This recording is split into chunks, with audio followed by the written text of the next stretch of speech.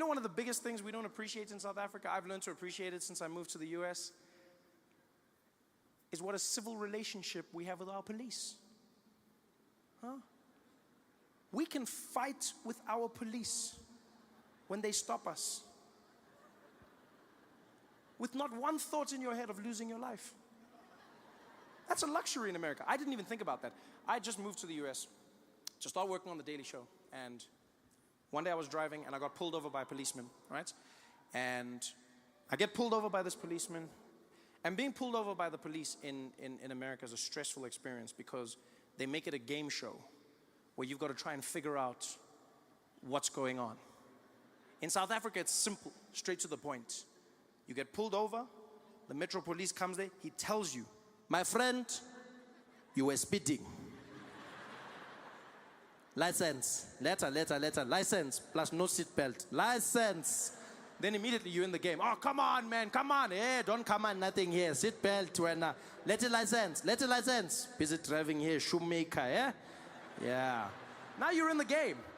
You know, it's time to talk. It's time to work things out. In America, they don't play that game. Policeman walked up to my window. I was sitting in the car. Got up there. Good afternoon, sir. Good afternoon. Sir, do you know why I pulled you over? Shouldn't you know why? Why are you asking me? No, I don't know. Sorry, what did you say? I said, I don't know why you pulled me over. I pulled you over, sir, because you were speeding. Oh, okay, I didn't know. Do you know how fast you were going, sir? Did you not check your notes before you came? I feel like this is part of now I'm doing your job and my job at the same time. Sir, are you giving me attitude? No, I'm not giving you attitude. I'm just saying you can't ask me why you stopped me and then ask me how fast I was going. Next thing you're gonna ask me to write my own tickets. Sir, are you giving me attitude? You're gonna get out of this car right now, sir. Are you giving me attitude? And I was just talking to the guy because I was like, look, man, you can't say. Here's the craziest thing the cop said to me. He looked at me and he's like, sir, I'll tell you something. You were going 100 miles an hour. And I was like, 100 miles an hour? I was like, how did you know that? Where's can I see the thing? He's like, what are you talking about? I was like, show me your gun. And he's like, I got, no, whoa, not that one, whoa. I want to see the laser gun. Show me the speed. He's like, I don't need that, sir. I estimated that you were going 100 miles. I was like, estimated? What does 100 look like? Can't just estimate 100. So he's just gonna look, he's like, I can do that, okay? I can look and estimate. I'm like, dude, that's a dangerous thing to do. So you just look and then you go, that guy's going 100. You can't just estimate. Imagine if I just did that with you, where I'm like, estimate, standard 7, pelele. Yeah? You can't just do that. I'm sorry, sir, what did you just say to me? I didn't say any, I'm just saying that it's not fair for you to, like, it's a weird experience with police over there. And my friend was in the passenger seat. He was shitting himself the whole time. He was just like, yo, dude, shut up. Yo, dude, shut up. Shut up, Trevor. Shut up, Trevor. You gonna get us killed. Shut up, Trevor. I was like, what do you mean get us killed for what? Why are we getting killed now? He's like, shut up, Trevor. Shut up, Trevor. I take that for granted because in America, you could get shot. You know, and you read stories and you see stories of black Americans getting shot, and that is true. They get shot at a disproportional rate. But white Americans also get shot by the police all the time. White police in America, police in general in America, are trigger happy. They don't play games. It's all racism. It's just police as a whole. Shoot first, ask questions later. There they are. You! Freeze! Did I get that order right? We take for granted the relationship we have here. In America, you read stories of people getting shot because they pulled out their wallets. In South Africa, you'll get shot because you didn't pull out your wallets. We're always talking. That's my favorite thing about South African police, is that you feel like you're part of what's happening. Pull over, the cop comes there. How are you, sir? I'm fine, how are you? Yeah, I'm fine, yeah? I don't know if you saw here. Let me just show you. Can you see here? Check the numbers. Check the numbers. See that one there? Top score. Yeah? See there? Top score, yeah? See that number there, yeah? Yeah. What does that number say? Then you're like, it says 160. Yeah? If it was Pac-Man, you have an extra life now, eh? Yeah? 160. So, what are we doing now? malume. Yeah, what are we doing now? Malume. Hey, yeah, I know, my man, I know. They feel your pain. We're in this together. I almost feel like we need to send South African police. We need to send South African police to America, just so that Americans can learn what it's like to have a functional police force that's not always threatening to end your life. You know? A police force where you can communicate, where you can air your differences without fear of mortal retribution. Wouldn't that be great to have Americans in sticky situations? There they are. The newspapers say that he's famous, so now people treat you like you're famous. They start saying weird things to you. Strangest things people would say to me. Trevor, well done on everything, eh? Congrats. But, even though you're going to America, don't forget us, all right? Don't you forget us. I don't even know who you are. People would say the weirdest things to me. You know what the number one thing people have said to me? Number one thing? It's not good luck. It's, hey, Trevor, good luck over there. But whatever you do, don't forget your accent, all right? Yeah, please, don't pull a Charlize on us, okay? You keep your accent, man. Make us proud. Everyone said that. Trevor, brah. Hey, Trevor Noah.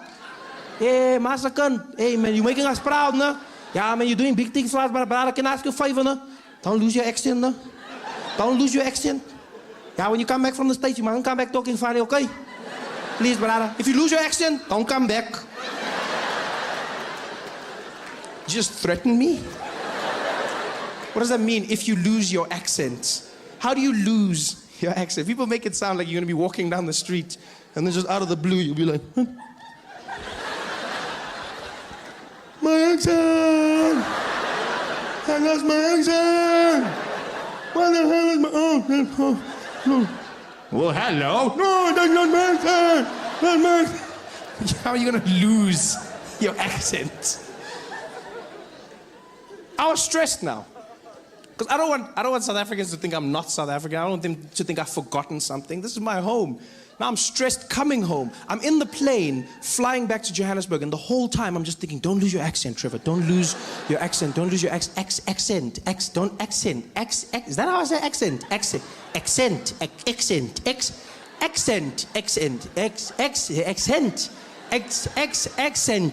By the time I landed at OR Tambo, I was losing my mind.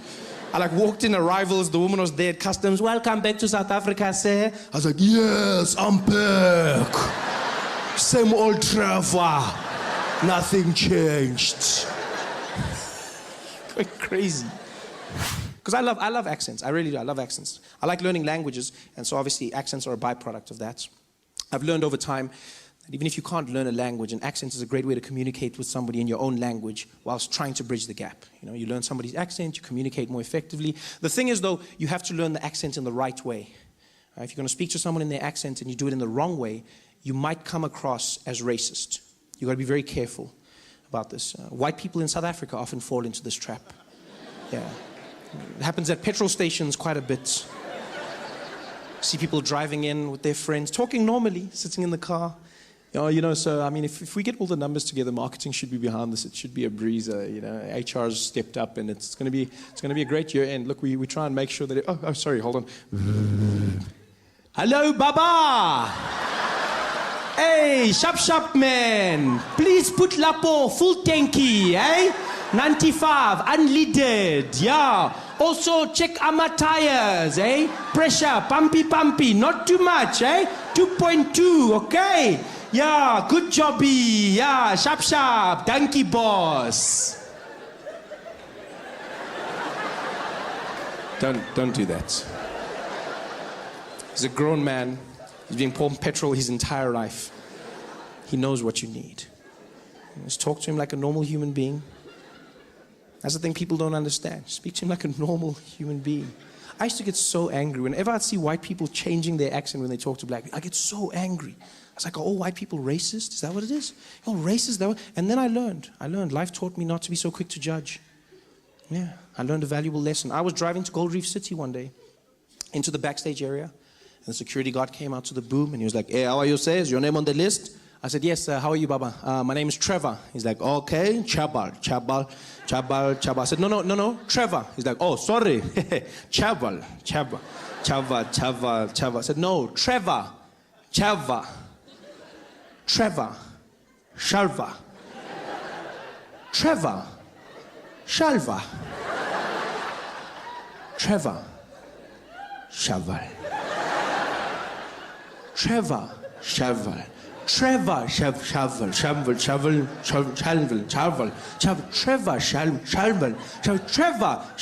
And now my friend who was irritated, he just leans over me and he's like, hey, Papa, get Trevor. He was like, oh, Trevor. Why you don't talk properly? And then I understood. I finally understood what white people have been trying to do. I see, you're trying to communicate more effectively. You're trying to engage somebody, but understand this. When speaking to somebody in an accent, the number one rule to understand is an accent is not a measurement of intelligence, right? An accent is just somebody speaking your language with the rules of theirs. That's all an accent is. So don't speak down to them. Don't patronize them. Speak to them the way you would to yourself. Just try and learn their accent. That's all it is. It's just another accent. Yeah. And I learn them. I spend all my time learning accents. I try. I love it. I learn in restaurants. That's a safe place to start. You learn, you read off the menu, you try and pronounce the words correctly. I was inspired by French restaurants, funny enough. Yeah, whenever I'd go to a French restaurant, I was always fascinated by the fact that people would order food in a French accent. I never understood why. Because they don't do it in any other restaurants. Only in French restaurants do people walk in and then change their accent when they order. They come in talking normally. Yeah, it's a wonderful thing. You're really going to enjoy it. It's so beautiful. Yeah, stunning. You have to have, the dessert. Oh, good evening. How are you, sir? Yes, we'll have a bottle of water for the table, please. And let's start off with, could we get the Sauvignon Blanc, please? Yes, and But the pilots are calm, they cool, you get into the air, they start making useless announcements that you don't even care about, just to give you that feeling that he knows what he's doing. You get up there as the seatbelt lights go, boom. Ladies and gentlemen, as you may have noticed, we've reached our cruising altitude. Currently sitting at 23,000 feet above sea level, cruising at about 720 kilometers an hour in this Boeing 737, one of our favorite planes in the Starflight Alliance fleet. It's a beautiful sunny day up here. We might encounter a few bumps, but nothing too hectic. The cabin crew will be taking care of you. In the front, we've got Esmeralda and Jonathan. In the rear, Simon, Dipitseng, and Ferrer. I'll be taking care of you. And if you need anything, don't hesitate to call. I'll let you know once we've begun our descent. Until then, please enjoy your flight. Thank you. Dun dun. You're like, oh yeah, pilot. Yo, my guy, pilot. It's cool. I just don't like the fact that they never let you know when something's gone wrong. It freaks me out because they trained to keep you calm no matter what's going on. And I noticed this because we hit turbulence coming into Joburg. There were hectic storms, and the plane started shaking, and it wasn't like the calm turbulence. It's that turbulence where people, the knuckles get white when they're holding their, and because people try and act natural in the plane, they'll be like, and then they get to a point where they're like.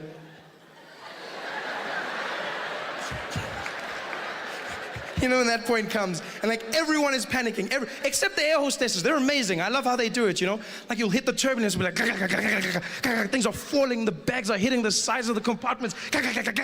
People are panicking, and except they just move through naturally. It's freaky. It's almost like their lower half is not connected to the upper body, because they'll just carry on. They'll be like, yes, you guys.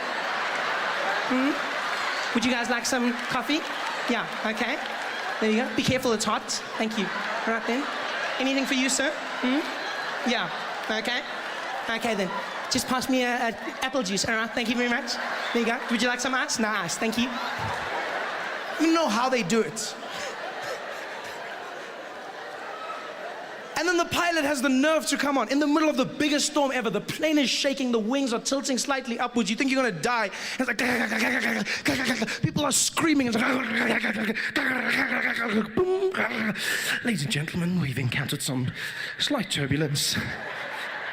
We'll ask that everyone return to their seats at this point and refrain from using the lavatories. Please note we will be flying at a high altitude to try and alleviate the problem. Also, keep your seatbelts fastened, and no hot drinks will be served at this time for your safety. Thank you very much, and I'll speak to you in a moment once we've gotten out of this bumpy patch. Speak to you in a moment. That moment might never come. He doesn't tell you this. When the nationwide flight lost an engine, the pilot said nothing. There, it just fell. Quiet. I don't want a pilot like that. I want someone who lets me know. I want to know before I'm going to die. I want to know. I want to say a prayer or two. I want to prepare myself, you know? I want to forgive everyone that I hate in the world. Give me a chance. Give me a chance. But they don't, pilots. No, they don't. I bet people who die in plane crashes don't even know they've died. It must be the worst feeling in the world. There's like a whole bunch of confused people popping into heaven like, poof. I swear these airports change all the time. I never know where to go. I'm like, are we in heaven? Oh, wow, I can't believe we made it, hey? I can't believe, wow, this is amazing. And there's St. Peter at the gates, and he's like, come forward, please, come forward. Come forward. She's like, who you are? I'm St. Peter, St. Peter. How about you? Yeah, I know, many of people are shocked. Just come. I get that all the time. Just come. Just come. No, I just thought that, no, don't worry, just come, please. Just wait till you see Jesus. Come.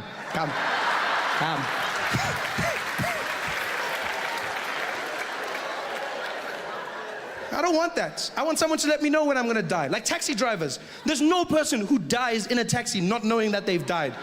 Just before the crash, taxi driver will be like, yo! People walking into heaven like, yo, dead. Dead. Yeah, no, Shonile, we're dead. Gone. Ay. They know. Sometimes they survive the crash, but they still think they did. They're walking on the pavement, dead. You're dead.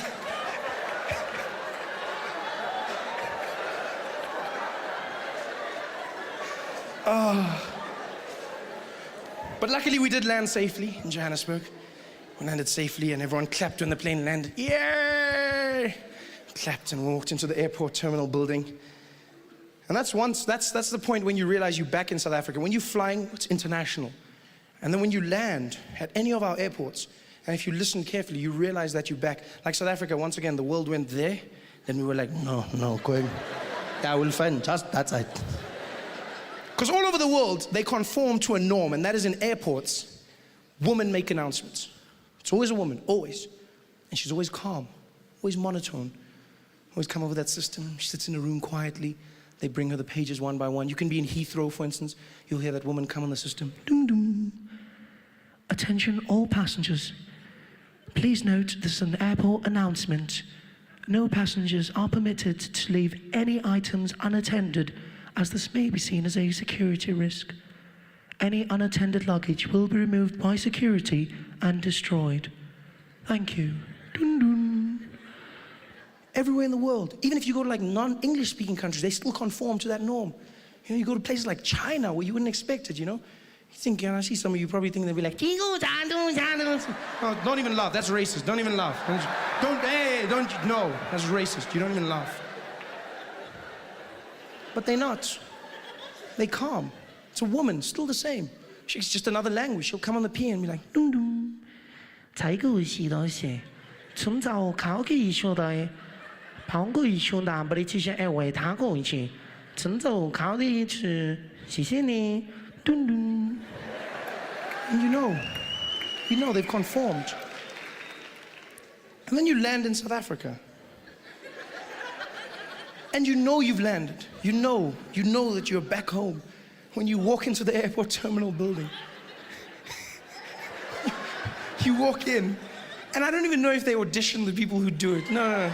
It's almost like whoever's closest to the mic gets to do it first, you know? It's the craziest thing. Please go crazy and welcome to the stage the wonderful Trevor.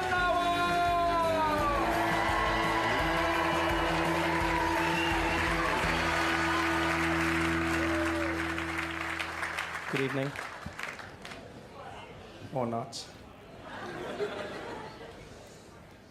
Sorry, I get nervous when I start a comedy set.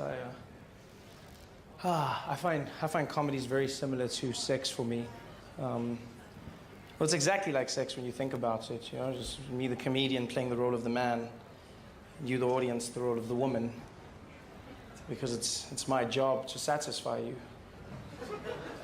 and you just have to sit there.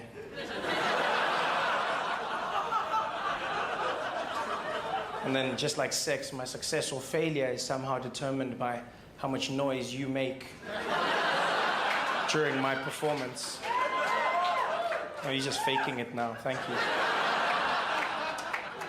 It's a one-sided affair. So I hope you aren't the quiet types. No, you were great, really.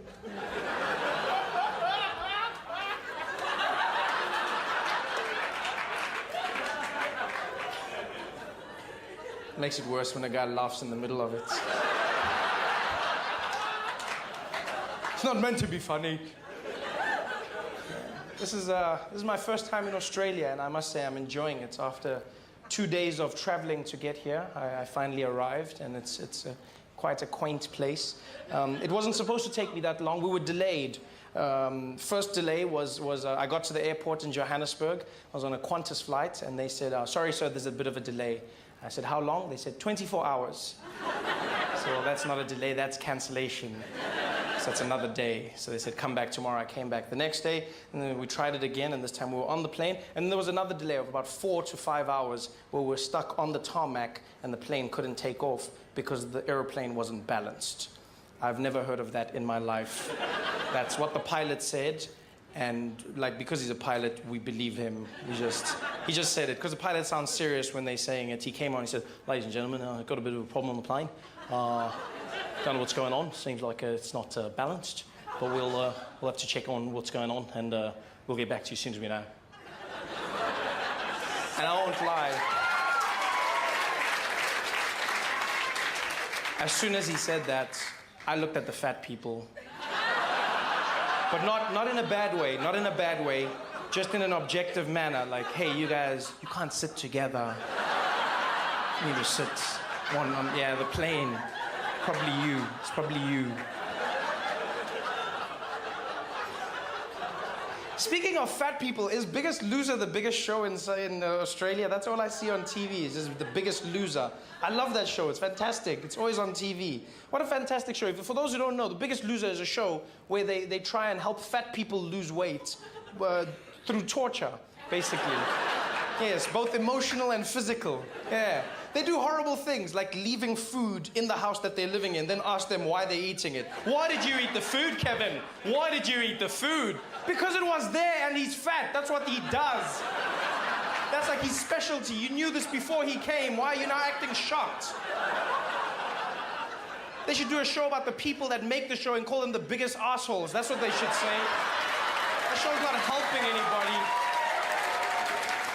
I love it. An amazing show. But yeah, so we were flying. So we flew. Flew from Johannesburg to Sydney. Sydney, you come in, and then you have to leave the airport and then go back into the airport to fly. You go through border control. Very friendly. I must say, Australia, I'm very impressed. Very friendly border control. You guys are very chilled out, very cool. Like, visa's not really like needed. Sort of, it is, but not like the. Do you have your visa? No. Well, all right. Well, you know. I learned the secret to getting through from a few Chinese men that were ahead of me is that you just have to irritate the border police, and then they just let you in. There's a guy ahead of me, and the woman was asking him, excuse me, sir, where are you going to be staying in Australia? No, where are you staying? He was like, kangaroo. No, sir, where are you staying? Kangaroo. No, sir, you can't. No, it's not like, where are you going to be staying? Kangaroo. All right, just go in. I just came in. And he was just like, it was fantastic. Yes. And he had this look when he got to the other side, like, it works every time. Just, you know, this knowing look about him. And so you come in, and it seems too easy because the border control is very chilled, but then you get like to the customs, which is the most hardcore place in the world. I don't know what the hell happened in Australia, but you guys need to chill out when it comes to fruit. People are standing there being strip shirts. Where did you get the apple? I don't care if you can't speak English. You're going to spend a week in quarantine, mate. Where did you get the apple? I don't care. Where's the apple from? You see people. It's like, there was a guy that was stopped for weed. Was that marijuana? Oh, don't do it again. But you with the apple. It's just pain. What? Why? There's no good memories. This is not the bomb. This is trash.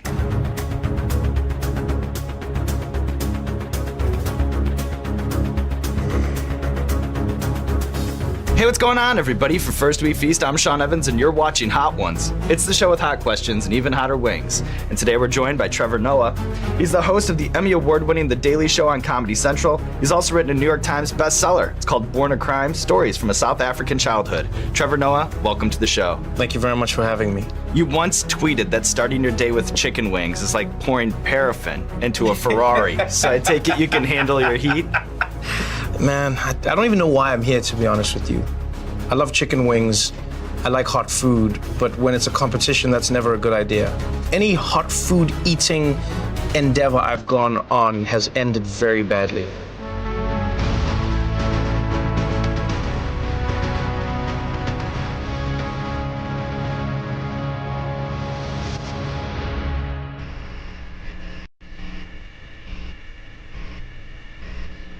So this is just us beginning? This is just our baby steps. Okay.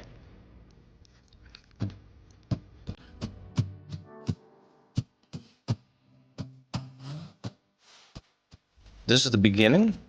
It's nice. Just nice tingles the tip of your tongue, you know? So when we had Charlize Theron on the show, she gave us a crash course in Afrikaans and taught me how to say "Yo massa puss." As somebody, Okay, wow, all right. as somebody who speaks 7 languages themselves, can you give me a Zulu phrase that I can incorporate into my everyday life? You'd use it for your show, ngilambile. Gilambile? Yeah, which means I'm hungry. Oh, gilambile. You need that all the time. Which South African delicacy do you think deserves more shine? Slap chips, bunny chow, or biltong? Biltong. I think biltong deserves a lot more shine because, like, here's the thing. Bunny chow, I've seen versions of it in the world. You know, people will take bread and put a bit of curry inside of it. I've seen some version of that. Slap chips, I mean, it's just like how you know, it's not French fries. It's just bigger portions of potato that have been cooked, you know? But biltong is amazing, man. It's like, I remember when I came to America and someone was like, have you tried jerky? And it's trash. Jerky's trash. I don't care who you are out there, jerky's trash. It's got a whole bunch of like sodium and whatnots and like sugar. And why do you have sugar in your meat? What is this? Whereas biltong is just spiced, dried meat. It is the most delicious thing you've ever eaten if you eat it right. I guess the name as well, biltong. Right, it doesn't It's not really... a sexy name. You know what I mean? Like if your girlfriend said to you, tonight, me, you, biltong. I'd be like, I got plans. You see? It's branding. That's the problem. Well, that's a nice flavor. I can taste the pineapple. So you're a self-described roller coaster whore who dreams of touring the best thrill rides in America. What's been your most harrowing amusement park experience? I went and I rode Harry Potter out at Universal, I think it is. I love roller coasters, and the Harry Potter ride is one of the best. And the ride stopped in the middle. And first I was like, oh, this is part of the ride, it's crazy. And then I was like, no, it's not. Something's wrong. Yeah, and then you just hang there, and then you go, what happens now? And you know, like on a plane, they tell you, hey, if shit goes down, something's gonna fall, you're gonna do a thing, you put your head down and, you know? Yeah. They don't tell you anything before a roller coaster. Just go, have fun, be this tall and have fun. How was it resolved? Like, did somebody get on a ladder and press a button, or did it just start moving again? After a while, it started moving. And I was with a friend of mine who is terrified of any type of ride, and his screams made me afraid. Because at first I was like, we'll be fine, and he was like, and then I was like, we're gonna die, we're gonna die. It was like, yeah. You got a contact fear. It's like in horror movies. I feel like half of the fear is the person who's screaming. You know, if everyone was just calm, like we might die, I'd get through it. But the contact fear is what terrifies me. Let's see, Shaquanda. It hits the sides of your tongue really nicely. Liking the sauces so far, it seems. Yeah, it's got an okay flavor. I'm still on the classic. I mean, that's winning for me right now. We'll take it. So since taking over on The Daily Show, there's been a massive explosion in the number of programs that have political commentary and satire at their core. Do you think that this snowballing of political punditry is helping us to think more clearly, be more informed, or do you think it might be having the opposite effect? Oh, it's interesting. I think it's good. You know, I think it's good to have as many shows as possible, especially shows that cater to young people. You know, for so long, people have made it seem like politics is what you do when you're old, but politics affects your entire life. In fact, I feel like it should be the other way around. I feel like old people should be like, I don't care, I'm almost done. It's weird to me that like super old people are like, I'm gonna vote and change this world that I'm leaving soon. Why? Why would you care? You know, if I was old, I would not give a shit. I would be on roller coasters going crazy. Did Jon Stewart give you any advice for how to avoid becoming that old angry man screaming at the clouds? Oh no, he said it was gonna happen. John said, I'm leaving because I'm old and angry, and you're young and happy, so enjoy it while it lasts. That was his advice. His advice was just like, try and enjoy it for as long as you can. Don't let the anger be your overriding emotion. You want people to tune in so that they're not angry anymore by the end of the show. And that's what I try and do.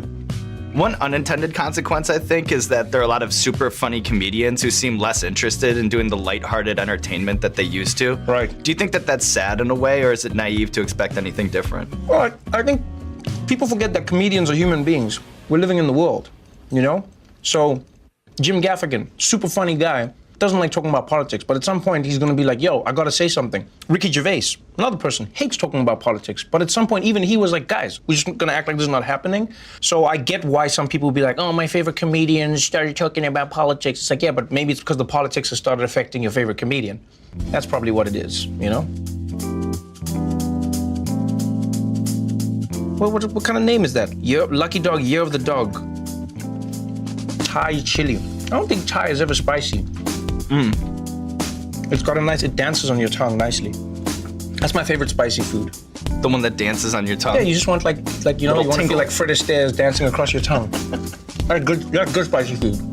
So when we had Bill Burr on the show, he said that doing stand-up in New York is like performing at a women's college, and I'm just curious, from your perspective, do you find that audiences in the US are any more or less sensitive than the ones that you encounter internationally, or I find they just care about different things? I find it depends where you go. I've gotten rid of categorizing America as one giant, one monolith. When I came here, I had those ideas. I've realized now America is basically 50 countries masquerading as one. Even in New York, going from Long Island to Brooklyn, audiences are completely different. I always say this with comedy. Everyone thinks a joke is funny until it's a joke about them. Right. That's pretty much what it is. It's like Hot Ones. Everyone's like, yeah, that's cool, until they're the one eating the food. And then they're like, this is not cool, man. This is not cool. Los Calientes. I'm always hesitant to say how hot or not something is. Sometimes it sneaks up on you. That's a guy who's been around hot food before. Yeah. That's a veteran take right there. All right, Trevor, we have a recurring segment on our show called Explain That Gram, where we do a deep dive on our guest's Instagram, pull interesting pictures that need more context. So I'll bust out the laptop. I'll show you the picture. You just tell me the bigger story. Does that sound good? Shoot. All right, laptop, please.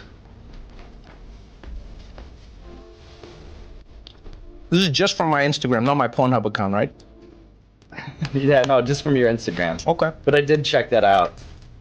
This is you at the Met Gala with Chrissy Teigen and John Legend. So that picture was actually one of my favorite moments because I had just gotten to America really for the Daily Show. And this was one of my first public outings. I had no clue what this was or who these people were. You're just seeing all the celebrities. And people always think you just become a celebrity overnight. No, right. No, there's levels. So you walk into a place and then if you see Rihanna, it's not like you should be like, hey, Ree, how you doing, girl? No, you don't. And so when I was leaving the event afterwards, John Legend and Chrissy Teigen saw me, and then I think it was Chrissy, she was like, hey, you the guy taking over the Daily Show? And I was like, yeah, and she's like, don't fuck it up. And I was like, okay. She's like, no, I'm kidding, come over here. Have you got friends? And I was like, no, I don't have friends. I mean, I do, but not at the Met Gala. She's like, come on, hang out with us. How you guys doing? They're the nicest people you'll ever meet. Yeah, John and Chrissy are just the nicest celebrities you will ever meet in your life. So that's what that picture was. Speaking of epic nights. That's Lewis Hamilton's World Championship trophy. I think that was in Austin, but he's a friend of mine. He's a World Championship Formula One racing driver, and really one of the best we've seen in a generation. Amazing driver in the wet, which is really hard to do, especially in Formula One. He was racing in Austin. He was like, hey, do you want to come check out the race? Hopefully I'll win the championship. And I was like, yeah, okay, I'll come. And so I went, and he won. And then when we went down to congratulate him, they were like, yo, do you want to hold the trophy? I was like, yeah, of course I want to hold the trophy. You trust me with the trophy? And they're like, yeah, we trust you with the trophy. And now they don't know where the trophy is.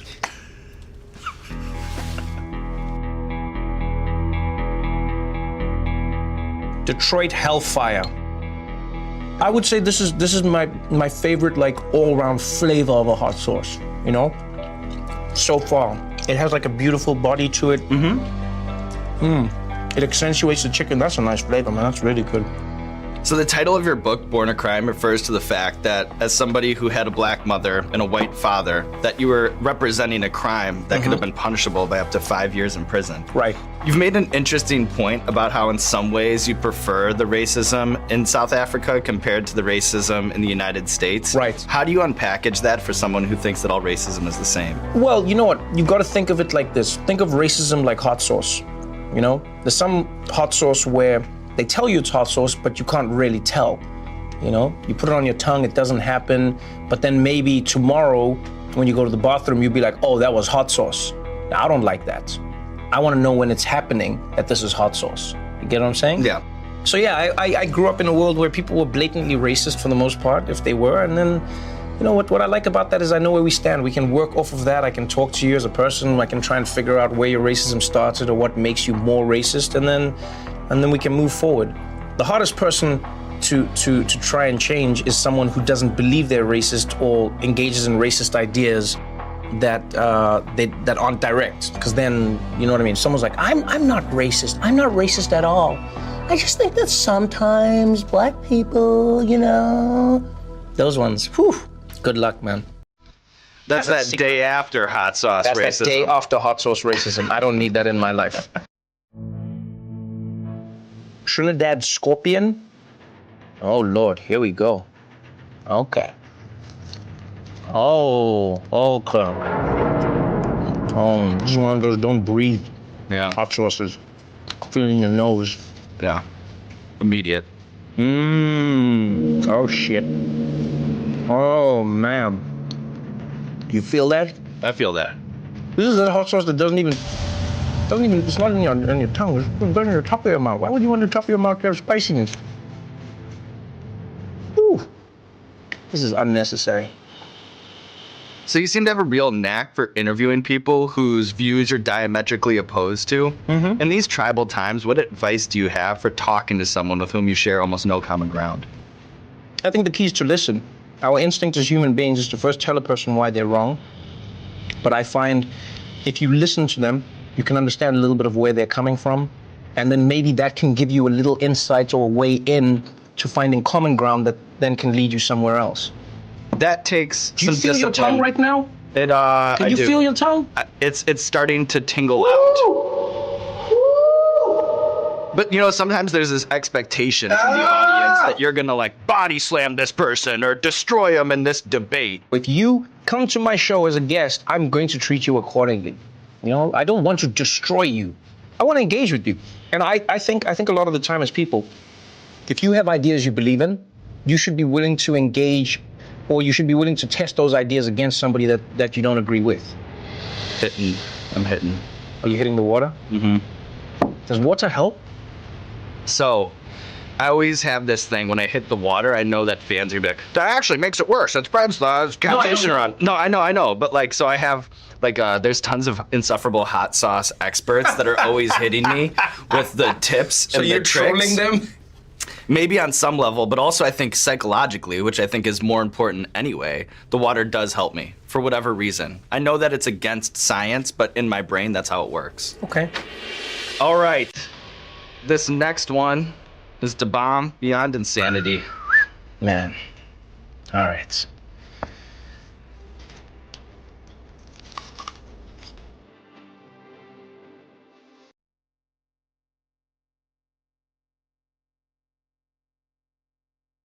Oh, this is horrible. Oh, Lord. Oh, shit. This is not, what is this? There's no food? It's beyond insanity. But there's no food? Yeah. Oh, man, I got that weed cough. Oh, man. Now that you're in a position to afford the finer things in life, is bologna and brown bread still better than any Michelin-starred restaurant? Bologna, brown bread, and margarine, which you guys aren't familiar with because you guys use butter. We couldn't afford butter, so we had margarine. Still one of my favorite meals. Simple, It's effective and it's delicious. Unlike this shit which you've just made me eat. What is this? God damn, this is horrible. For the uninitiated, how do you describe the gastronomic experience of eating a goat's eye? Imagine a bouncing ball. Imagine taking a bouncing ball, putting it into your mouth and biting it really hard, but then it pops and explodes, and all the snot from a child's nose is in your mouth. That's what eating a goat's eye is like. It's Finally, delicious. I know that you're a big fan.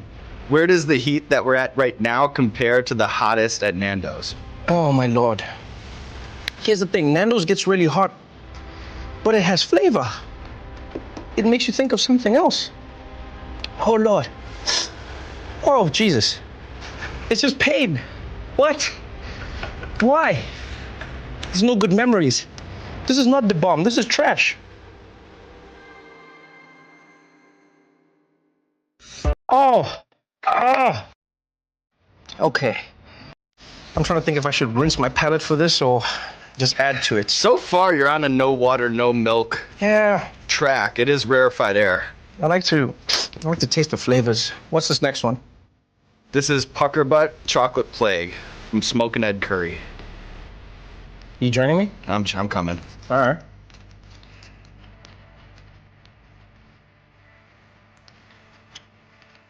Okay.